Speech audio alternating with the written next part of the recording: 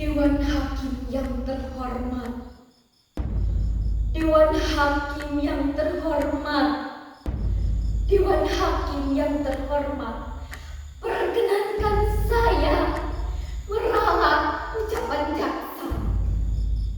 Nama saya Semara. Menjadi budak Babon pun sudah menjadi pilihan hidup saya. Bertahun-tahun saya menjilati kaki orang, merangkak dan hidup di bawah kaki orang. Bertahun-tahun saya tahan mulut saya lipat lidah saya agar saya tidak bicara. Karena bicara berarti bencana. Bencana bagi perut saya, bencana bagi perut Simbo, dan bencana bagi para majikan saya. Jadi tolong, Dewan Hakim yang terhormat, kali ini izinkan saya mendongak dan membuka suara. Izinkan saya berbicara, jangan dipotong.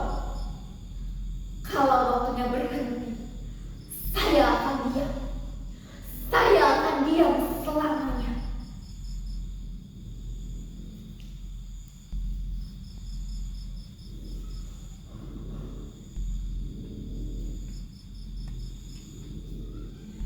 Sejak saya kecil, saya tidak pernah berani mendongakkan kepala.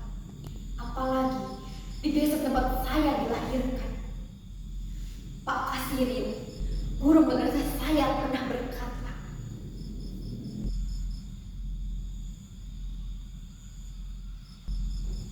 pembunuhan para jenderal itu dilakukan oleh sekelompok orang yang sangat kecil yang tergabung dalam organisasi PKI.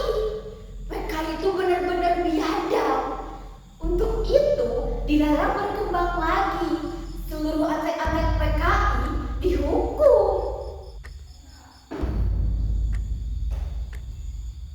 Kata siapa bapak saya PKI? Kata siapa Suliman PKI? Bapak saya bukan PKI. Bapak saya bukan PKI. Benar kata Simba. Seharusnya bapak itu tidak usah garis-garis kepala, tidak usah jadi supir andong, tidak usah antar Bulaku dan Wasto. Lihat akibatnya. Bapak juga ikut-ikutan keciduk setelah dan Wasto diseret oleh para tentara.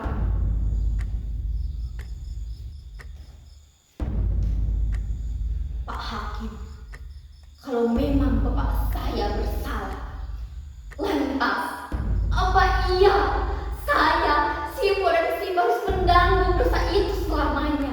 Dikucilkan, dirampas hak kami, dan selalu terdesak di negeri sendiri.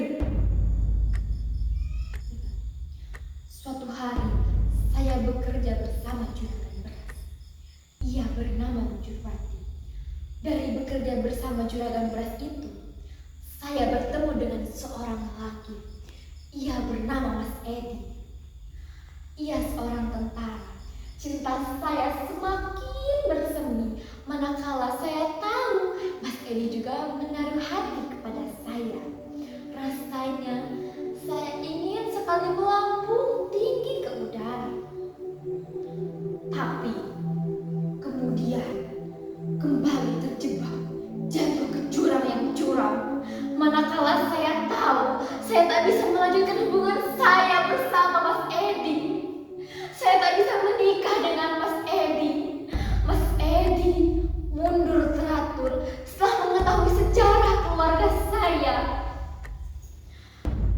Menjadi seorang tentara, haram jadah umumnya memiliki istri seperti saya. Rasanya saya ingin pergi, saya ingin lari, di mana bayangan Bapak tak lagi menguntit hidup saya. Akhirnya, melalui perantara seorang calon, saya mendaftar menjadi seorang TKW di Arab Saudi. Segala syarat saya penuhi, mulai dari biaya kelurahan, Depnaker, kantor imigrasi tenaga kerja, dan seluruh teknik lain yang ternyata begitu panjang.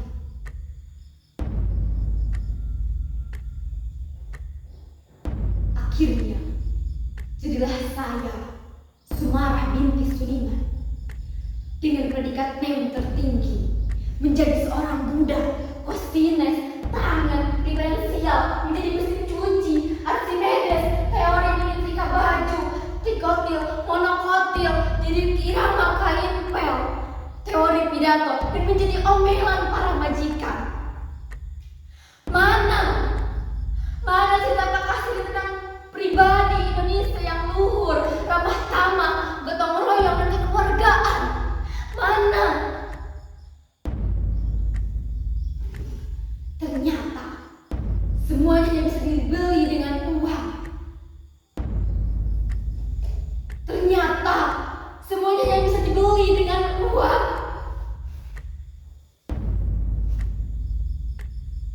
Pak Hakim, saya pikir dengan saya menjadi seorang TKW, saya bisa merubah hidup saya. Saya pikir saya bisa bermetafosa dari ulat menjadi kupu-kupu yang indah. Tapi ternyata Pak Hakim, Sumarah tetap saja kandas di balik jiwa-jiwa majikan saya, di balik cadar-cadar hitam majikan saya. Saya disiksa, gaji saya setahun dihilangkan, dan saya Pak Hakim, saya diperkosa. Saya diperkosa. Tetapi Pak Hakim, saya harus berani. Saya harus berani mendongakkan kepala dan meludahi muka orang yang telah merendahkan saya. Lalu saya ambil pisau dan saya huruskan mata pisau itu ke dalam jantung hatinya. Dan saya Pak Hakim, saya membunuh majikan saya.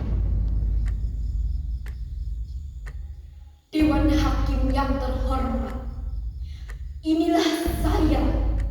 Nama saya Sumarah. Saya siap mati.